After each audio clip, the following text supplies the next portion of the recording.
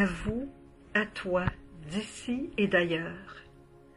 Demeurons proches au cœur de nos affinités et de nos différences. En septembre 2001, après la chute des tours jumelles au World Trade Center, devant le drame humain qui divisait la Terre, à l'IFIM, nous faisions un choix.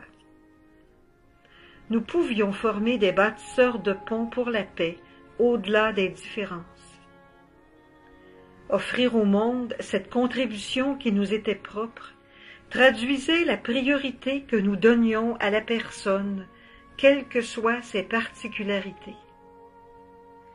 Tout récemment, en Afrique du Sud, plus de 100 pays ont tenté de s'entendre sur les suites du protocole de Kyoto.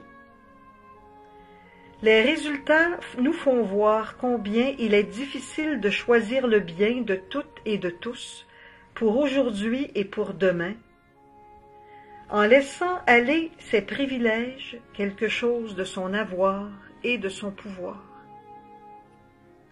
Pendant ce temps, la planète nous crie sa désolation à pleine voix.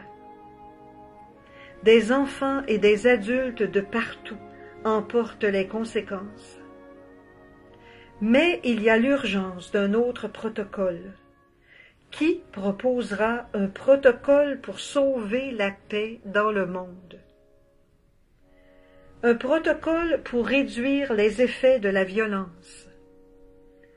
Un protocole pour multiplier les personnes et les lieux de paix. Qui prendra le leadership de cet appel dont tous les peuples ont un urgent besoin? Si ce besoin était aussi urgent que les conditions climatiques. Peut-être l'est-il davantage, car c'est la fermeture des uns et des autres qui fait surgir la violence, et conduit à cette mutilation de la terre et combien plus des personnes humaines. Vous êtes une personne susceptible de sensibiliser à l'urgence d'un autre protocole. Un protocole d'amour de la personne humaine. Un protocole qui invite à la construction des ponts entre les personnes.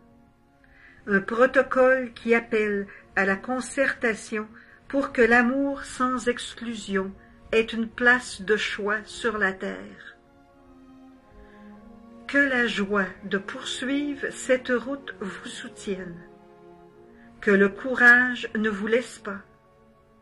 Que vos forces se renouvellent au long des jours et des nuits. Que votre foi ne défaille pas. Que votre amour ne recule pas devant l'impossible. Soyons ensemble dans cette tentative de faire surgir un protocole pour la paix. Une expérience profonde d'humanisation dont notre monde a besoin.